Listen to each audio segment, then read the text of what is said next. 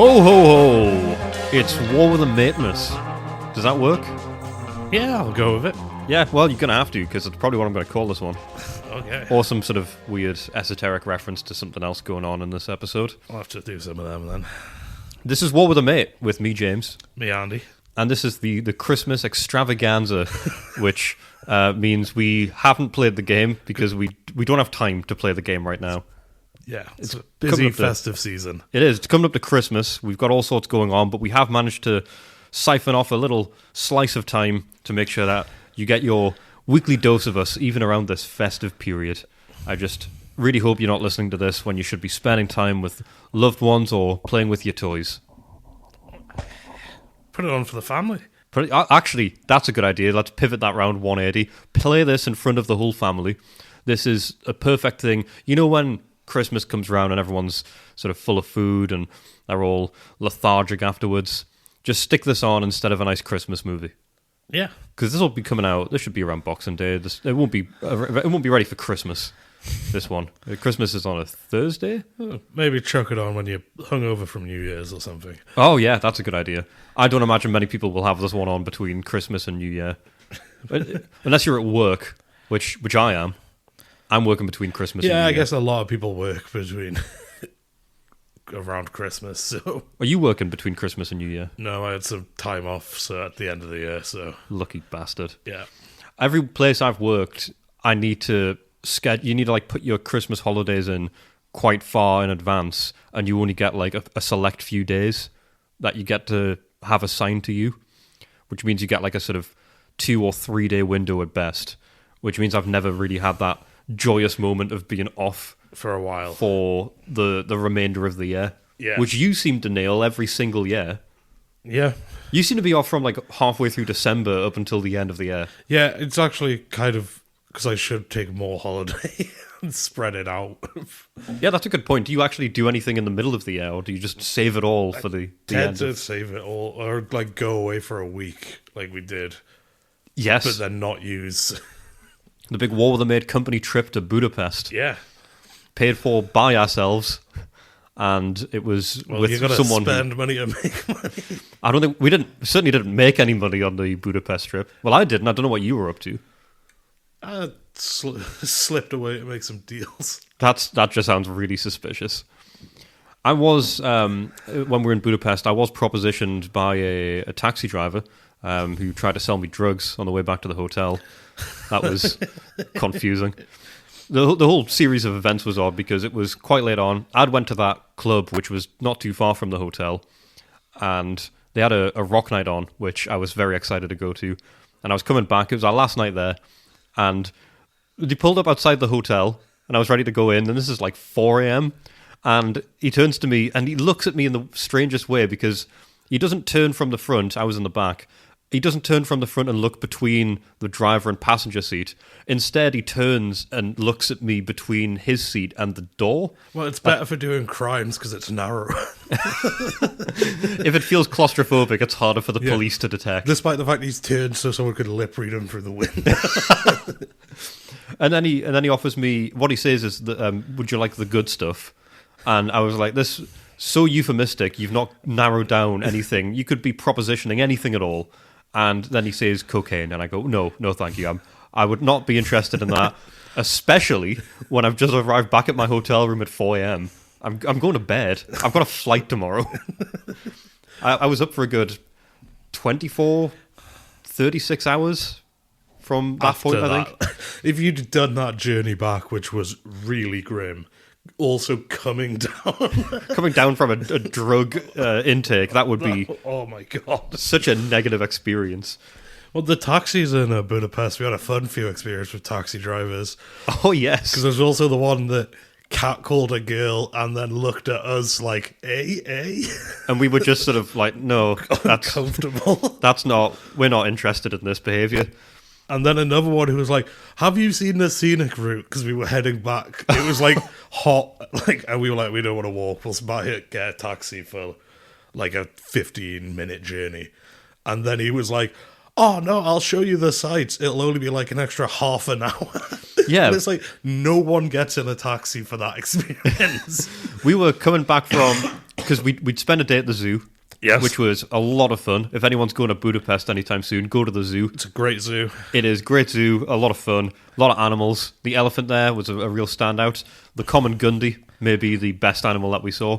What a guy. So much aura. Yeah, we saw a jebediah, the desert rat. Yes, we did actually. We saw saw desert one of rat, which at the time I didn't know a whole lot about the desert rats. I'd read like the first fifth of that book that I've now given you, and I was like, oh, desert rat. That was kind of all we knew. Yeah. I'd had a good time at the zoo. Our friend did, and you did, but then our friend was just so beaten down by the heat that he popped back to the hotel. We went to the Rune Bar, and it was, I can only describe the conditions as tropical. They'd had water spraying because there was a lot of greenery and stuff. I guess also maybe to cool people down, but it was hot enough that it just become mist. Yeah. So it went from just dry heat to jungle heat. It just made it that much more humid. The air becomes so thick. Yeah. So we'd had, I think maybe 2 drinks at this Rune Bar that we were going to spend a long time at, and we just decided it's far too hot. Our friend was going to wait till it got a bit darker and meet us there. Yeah. And this was I think that particular day it was 42 degrees Celsius. It was the hottest temperatures I've ever experienced. So Our group aren't great with heat.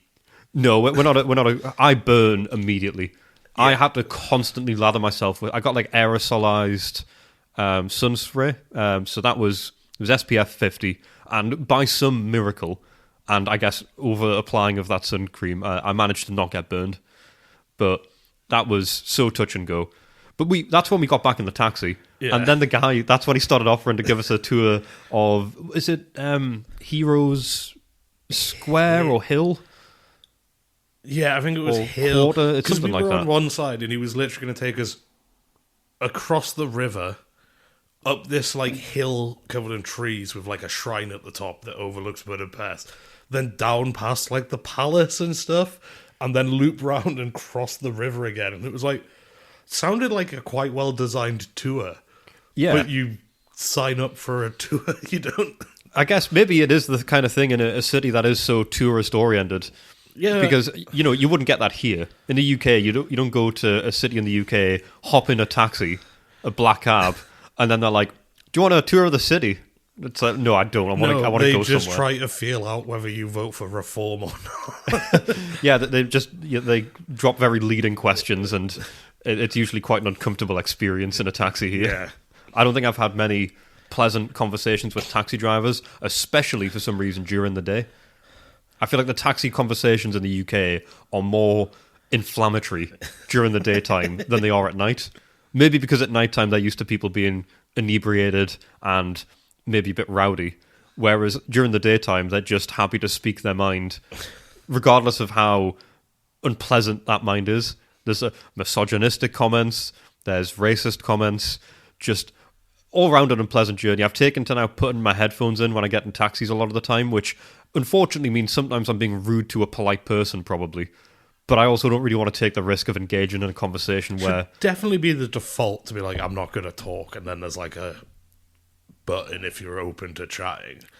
You know what they need to bring back? The screens between the back... From COVID. No, well, they came around in COVID again, but the ones... from black cabs. Yeah, I'm thinking of a limo. I think that's what I'm thinking of. I should be getting more limos. That's today's common ground. I should get more limos. Never got the appeal of a limo.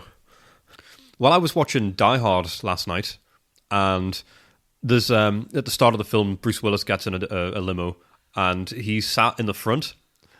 And I just thought, that's a very funny thing to do, because the vibe of a limo, obviously, you make the use of the space. But even then, in the back, it's you definitely need company in a limo for it to be fun.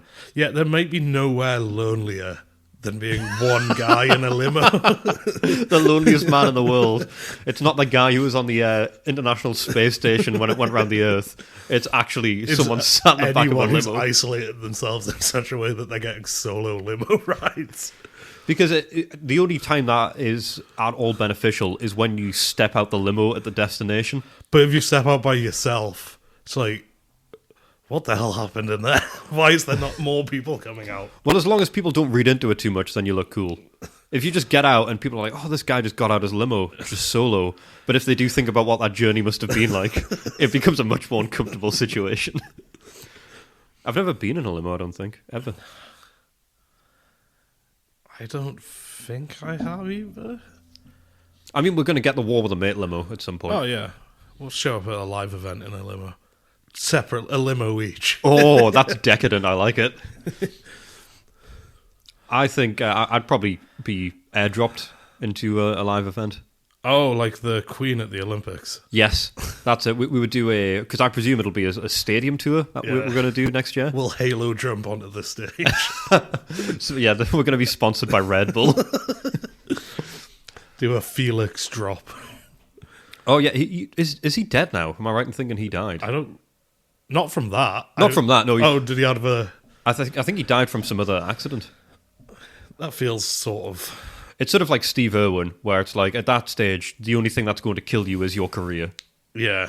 Your life's too diluted with high octane action for you to be killed in any other way.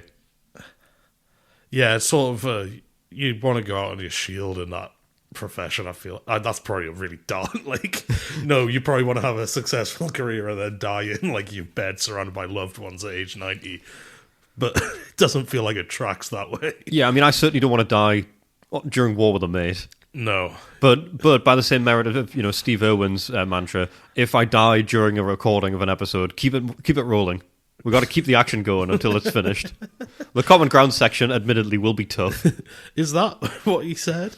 Yeah, I don't think they released that footage, did they? I certainly haven't gone looking for it, but it feels like it would have drifted across my...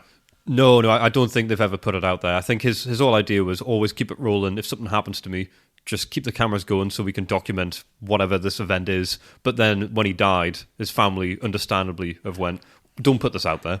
Yeah. No one wants to see, well, we certainly don't want people to see our loved one, our family member killed by a stingray. Because that must be grisly as well. Yeah, I don't like the sound of that. I occasionally come across these horrible, like, this is great Christmas talk. I occasionally come across these, like the audio of that person who was attacked by a bear. Oh, from the documentary where the guy watches it. I think so, yeah. Where he's like, this is too horrible for me to... It's a Werner Herzog where he's like, you can't see this, but you can watch me react to it. Yeah, stuff like that. I don't like the idea. I think I've mentioned this on the podcast before. I think being eaten is just a terrible way to go. It might be how I'm using the internet now, or the internet's changed, but I feel like there's a lot less risk of like finding that stuff now. Well, you don't Whereas like when we were at school, it was like...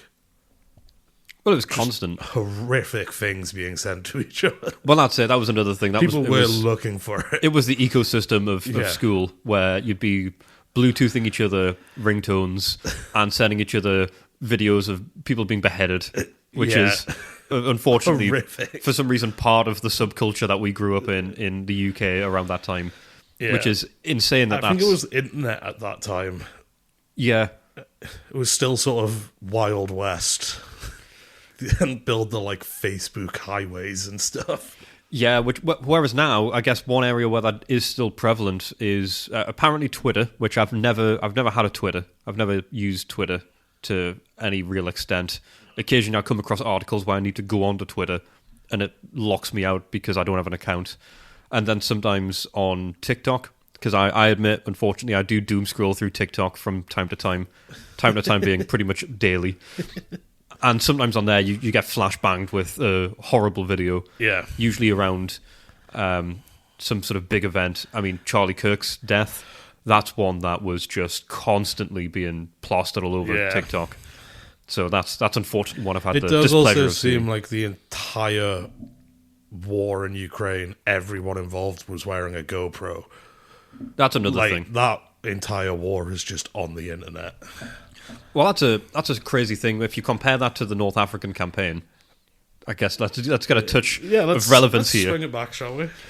If you can attach a GoPro to any group in the North African campaign, who would you want to see that footage of? Again, this is hoping that we don't see the sort of grisly detail, but if you had to see like a conflict unfold from their POV, which would that be?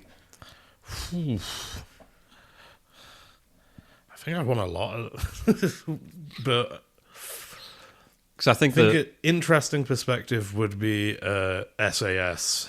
yes, long range desert group. Yeah. I think just seeing how I'd like to see how quick it actually translates in real time, like the repairs, how frequent they need to make the repairs, just how all of that actually looks in the moment. Yeah. Compared to Also, if you were following a long range desert group, you just get like vistas like from June. Like a lot of it is just them driving through somewhere that is dangerous but visually beautiful. yeah, as long as it's like a clear day, you're going to see some incredible sights. Yeah. So I guess you get that. You get some beautiful screensaver images, and you get to see some of the most, I imagine, adrenaline-infused action that you'll come across in a situation where it's not just straight combat immediately. Yeah. Because bombing through the desert in one of those vehicles, having to repair it, having a sip of a mouthful of lemonade to get you by. Yeah. And then the other end is like just the sort of grunt infantryman. Yes. Where you like get out of a truck and it's like, oh, apparently we're near Bardia. And then there's just artillery going off and tanks rumbling around and stuff. Yeah, to understand how accurate, sort of war films and stuff is, like we watched a video a few weeks ago where it was someone, I think they were from the SAS, weren't they?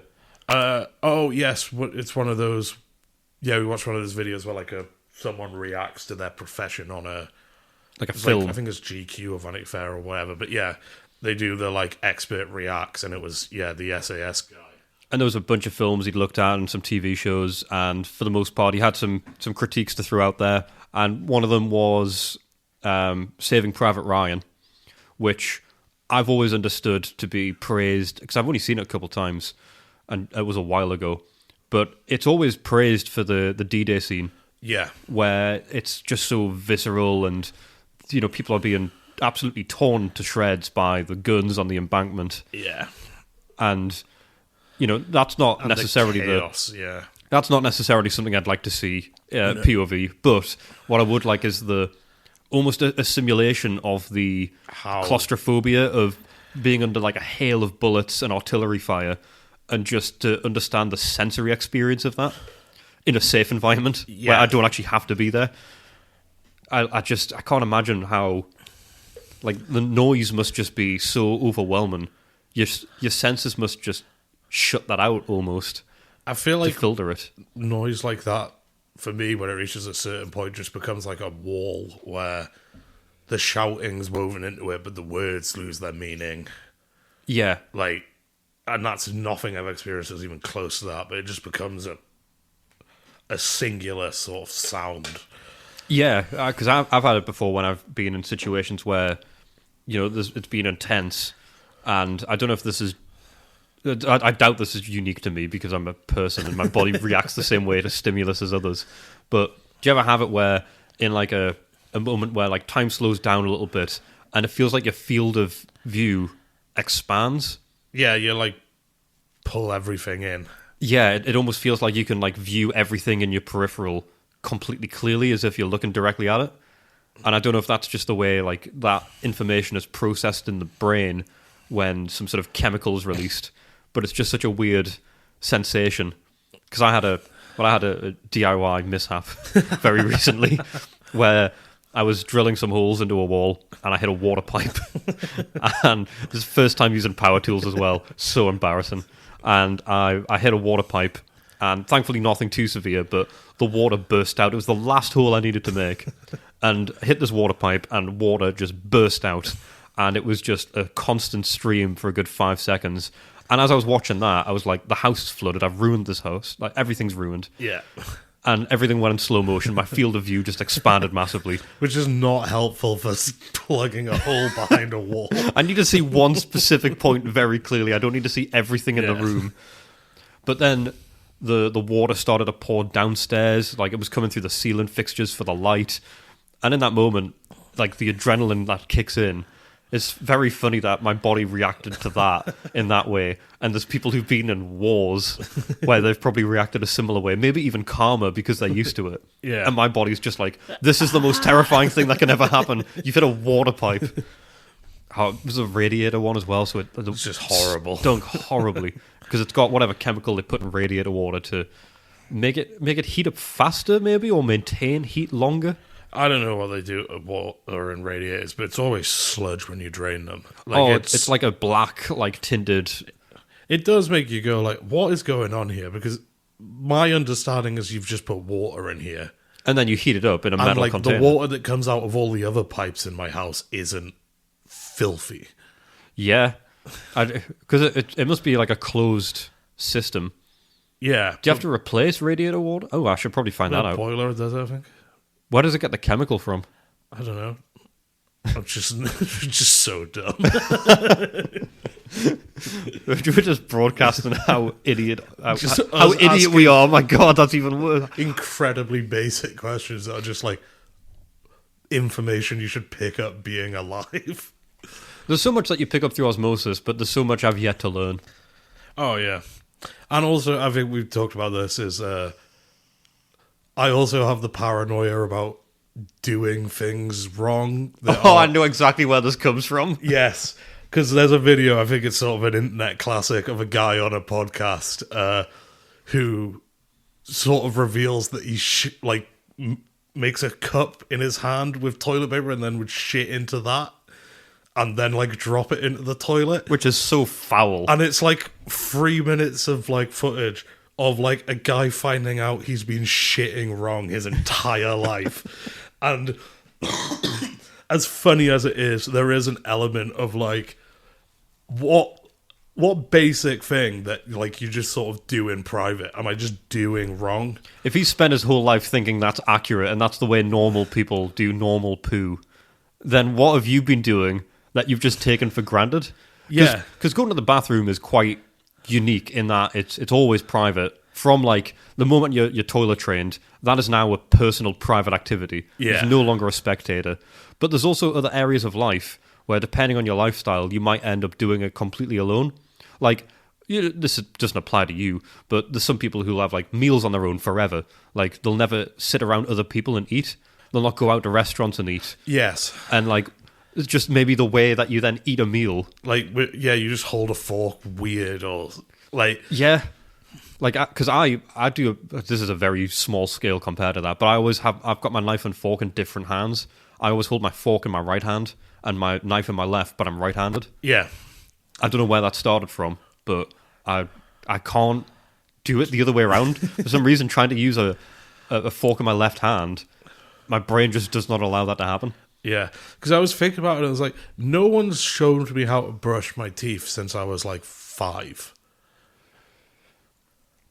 Funny you mentioned that, actually. I'm like, I assume I'm doing it right, and it's like, do it for 2 minutes, and like, could have like a terrible like technique where I'm not hitting stuff. For all I know, I'm like not doing it.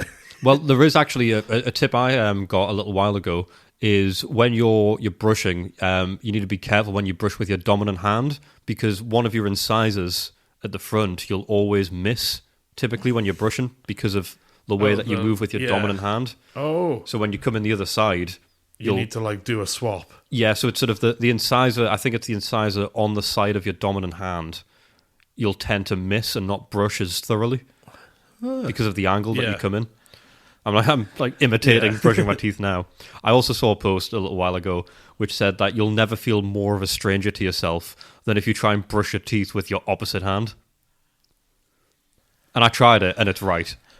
It's such an odd experience. Yeah. It doesn't feel right. It feels so bizarre trying to brush your teeth with your opposite hand, because it's so janky. Yeah. Have you ever tried using your mouse with the other hand? Oh, and no. Move your... Oh, I'm trying it right now. And I know for a fact the issue here would be clicking the buttons. Yeah. I would mess that up so quick. I'd like the movement isn't... You go over. Yeah. Or under, but whatever... Like, you've not...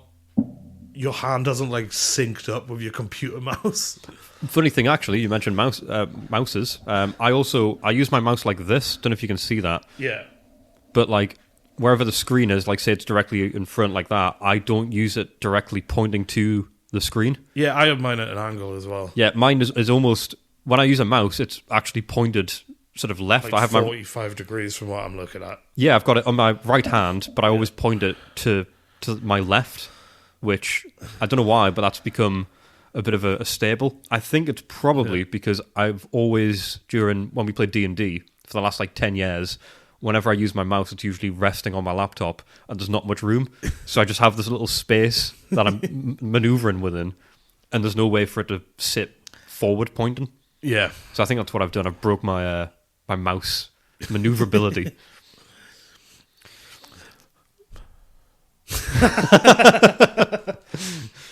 Well, it's very... Yeah, this is a real patchwork episode because we figured we had time to make one and got to put something out there for you guys listening in. We thought we'll not dip into the mailbag. We'll save that for an occasion where we can dip into it more so. And we thought we'd forgo a history segment. We'll give Andy a little break this week. And I guess by the same nature, we don't need a common ground because Christmas is common ground. Disagree over. We're just sort of chatting. Yeah, we're just waxing lyrical about how life is and the things we get wrong. We don't get the game wrong though. Yeah. Well, there's actually we been do get it wrong quite a bit. Several occasions. I'd probably say it's been a dozen or more occasions where we've got it wrong. Well, I guess one thing we can go over, something that we've got planned for next year. We've got a new year coming up. New year, new me, except I don't believe in that. Yeah. I think very much new year, same person. But we do have a bit of an additional project in the works, which we've been working on for a good few weeks, months now, which we're looking at rolling out next year. Some point, yeah. We don't have any solid time frame on it, but what we are looking at putting out for the future is, because we decided we enjoy recording the podcast for the game so much, why not throw some extra bonus things in there? So what we are going to be recording is an additional series, which will be from a solo POV, where it'll be one that I record individually, or Andy records individually, and it'll be fairly short, but it will be to give a bit of a breakdown as to what our current plans are for the game and what our plans going forward are in terms of tactical aspects. Yeah, and sort of talk about the stuff we're not going to want to reveal too much of when we're playing more competitively, where it's like, oh, this unit's actually starving, or I'm having a real supply issue here, and then also, yeah, it's like, I'm gearing up to attack here, the private planning stuff almost. Yeah, just an extra level of insight to the game, which will be particularly good when we get into the full playthrough, because it means when we aren't able to divulge the plans, which we've also stayed away from for the most part in this practice scenario. We don't get too granular with our upcoming plans. I feel like I'm always batting around the issue with very broad strokes, but this means we can talk in detail. We'll be editing them ourselves, so the other person doesn't get to hear them, and it'll just be a sort of 5-10 minute thing. So that is one part of this that we're going to be putting out there at some point in the future. And another is a completely separate project from the game in a sense. Kind of semi-related. We're going to do some sort of media around North Africa and World War II and sort of react to that, watch it, give a bit of analysis, or just talk about it. So yes, so we found some films, some TV shows, some various pieces of media that are ideally centric around the North African campaign. I'm sure we'll get a bit looser with that as time goes on, but that's what the focus is. So stuff that's related to the game that we're going to watch and then review. So do a sort of a watch podcast and break down our thoughts on that, how it compares to the game or how the thing is in and of itself. Maybe some stuff about specific research on how accurate certain bits of media are. Yeah, so it'll be a nice breakdown of a very different aspect of the history. So we got to touch on a bit of the history, we got to enjoy something else, and we got to pump out what we hope to be another episode each week. We're still figuring out the logistics of it.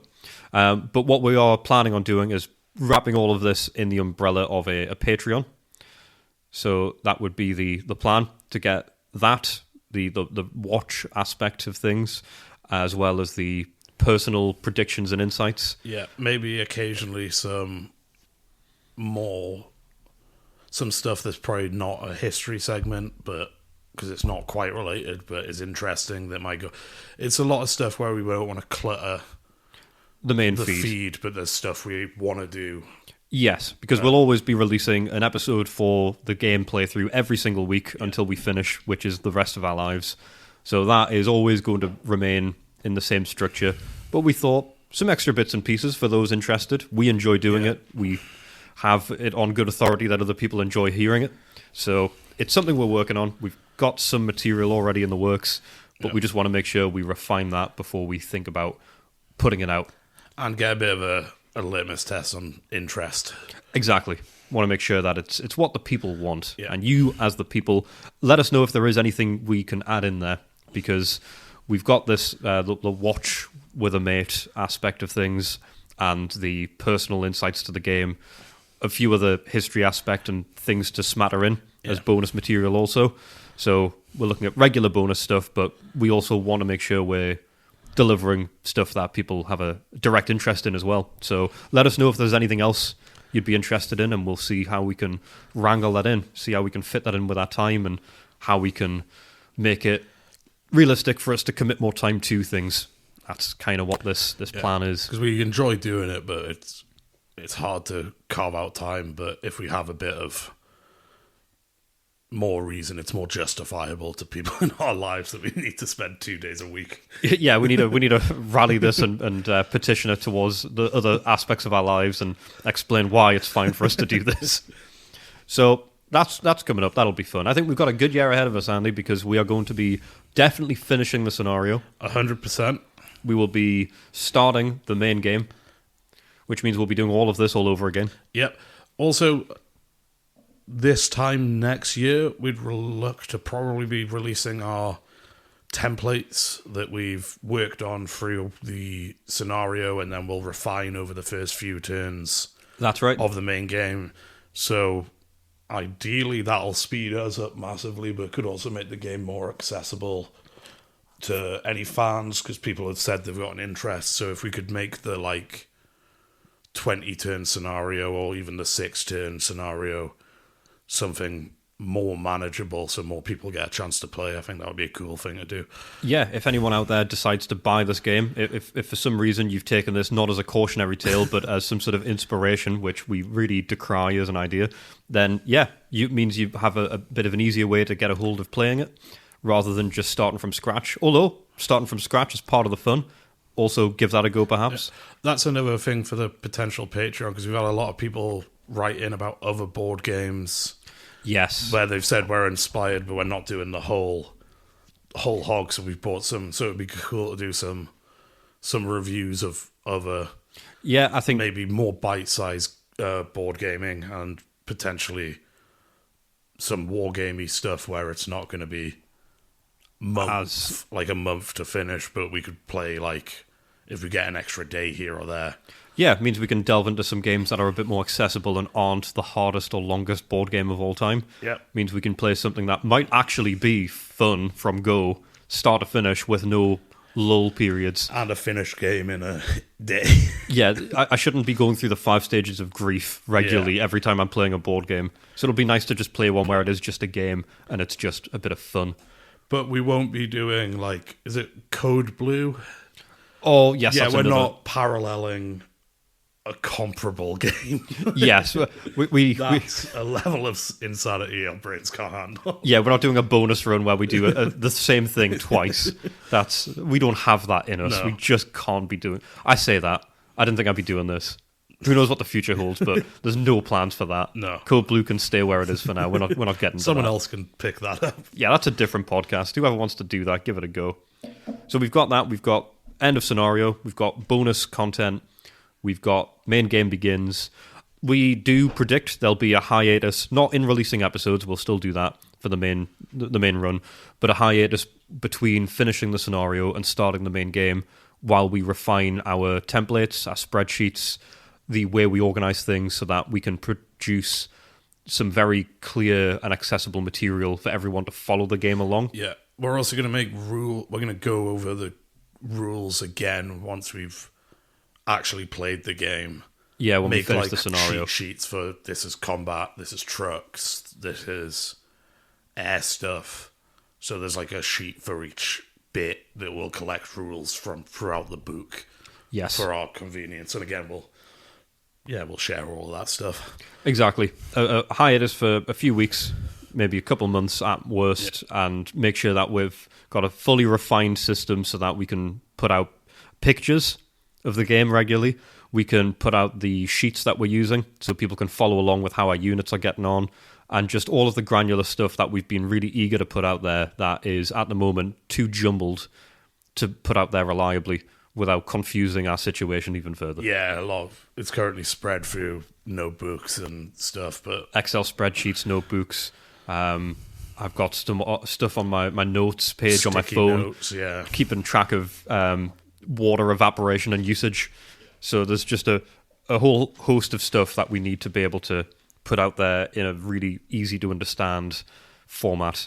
And we'll also be looking at some point next year, I would imagine, of doing some sort of stream, some live section of a game, probably a combat.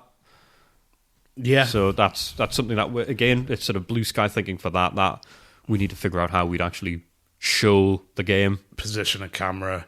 Maybe a live stream, or the first time we do it, it might be on the YouTube, just so we've got a bit of editing and work out the process before we do it live. Well, yes, a video before a live, yeah. There's a few iterations of what we'll get to there, but a lot of people have asked if we could show the game live in action. So we'd pick a section that isn't going to just be bookkeeping, because then it's just an episode of the podcast, but quieter. So instead, we'll find maybe an air combat or land combat. Could maybe do an air combat, a land, even a truck. If they want to see Truck Day, we'll do Truck Day. Yeah, like chunk it up as sort of different steps of the game. Give you a more, not just us talking about it, but an experience of like how it is when we're actually playing. Yeah, because I think being able to share that side of things, it gives a more well-rounded experience. Hearing us rant and rave about it every week as we either excitedly or depressingly talk about what's gone on for that week. It's one way to digest it, but occasional sprinklings of different experience, I feel, gives an idea as to what we're actually up to each week, the life that we have going through this game and what it is. Because the idea is to detail the experience of playing this. Yeah. Not necessarily just the outcome of the game, but what it's like to play a game like this over this long period of time. Yeah, which I think realistically could work with any game if you played it long enough. It could work. We could have been smart and done it with Dungeons and Dragons since we love that game, but instead we picked a game we hadn't played before and is, by a lot of metrics on paper, not a fun game. Yeah. Well, I guess the space for this game isn't filled with professional voice actors and improv people and very talented. That's a good people point. Doing D&D stuff. Yeah, the USP is here in that it's not done by anyone else. The only big question mark out there is Veilfisk. Will he ever release his video of playing the game? Because that's all I see online when I'm checking up to see if there's any updates on people playing the game. Well, when we spoke to Cam like 6 months ago, he was like, "Oh, he's teased it for next week," and then we were eagerly awaiting. And now I'm looking back because there's a big meme on the whole. Cause Veilfisk, for anyone who's not aware, is he's got a YouTube channel. I think maybe some streams as well, and is a big gaming fan. He does all these obscure versions of various well-known board games. Yeah, where he adds like a weird spin. So it's like 5D chess. Was it Dominion or something? Diplomacy. Diplomacy, where yes. he has the AI. Yes. That one's very good. I'd really recommend it. I mean, the guy doesn't need us shouting him out because it's massive in terms of following. But if you're not aware of him, some very interesting stuff on there. But it's been a big meme that he's going to make a video on Campaign for North Africa and that it's just a week away. And now I'm looking back. When we spoke to Cam, he said, I don't know if you've seen, but it looks like next week he's going to release a video. Yeah, I don't know if Cam was pulling our leg with that now. I think he was in on the meme and we weren't, yeah. He could well have been. So I think Cam might have had us there. But either way, that video coming out could be interesting. See if someone else does actually tackle it. And someone who's got the resource and budget to really tackle it. unlike our subtle, humble, and brave selves, where we're just fumbling around in the dark until we get there. But we've made good headway. Oh, yeah. We're crushing it, man. I mean, we are. We're speeding it up. We are. We're Getting speeding it into up. it. We're nearly halfway through the scenario. That's crazy. Halfway through. That's nuts. It's a massive accomplishment. What a year it's been. And my New Year's resolution is to finish the scenario and start the game properly. Yes, that's not a New Year's resolution. That has to happen. That can't be a... If that doesn't That happen, can't be a, I've let that one go. yeah, that's I guess that's why it's such an easy resolution to have, because it has to be the case. Yeah. And if it's not, then we've I guess stopped doing this. We've fallen out, or one of us has died. Yeah. The game was consumed in a fire, and all the other copies have been bought up. Can happen. It can happen. I wouldn't like it to, but it can. Anything can happen. Oh, yeah. Well, I guess that covers up a lot of what we had to talk about in terms of actual logistics and game updates, project updates. And we're keeping people around Christmas time. We should probably let them get on with it, and I guess get on with our stuff as well. Yeah, we just wanted to put a quick one up, so... We thought we'd put something out there, just a little bite-sized episode. I mean, this is like the length of the old ones. Yeah. The early days. But whatever you're doing this time of year, I hope it's fun, hope it's enjoyable, and if you've got any board games for Christmas, let us know what they are. And I really hope you don't say Campaign for North Africa, because that is a bad Christmas present. Hey, it's one of those Christmas presents it's fun for years. It's not like something consumable, like a bottle of whiskey or like chocolates. It's... Yeah, I guess a You'll bottle be of whiskey enjoying will... that Christmas gift for the rest of your life. A bottle of whiskey would definitely help you get through this thing. The spreadsheets would be a mess. But mine are anyway. To be fair, it might be a more realistic experience because a lot of them were drunk as hell. Rightly so. And then a lot of the Germans were on meth. Yeah. Rommel, big fan of meth, apparently. Yeah, well, I guess... Called it his daily bread. I bet his will be an interesting history segment. Yes, the Crystal Fox. That was a good game show.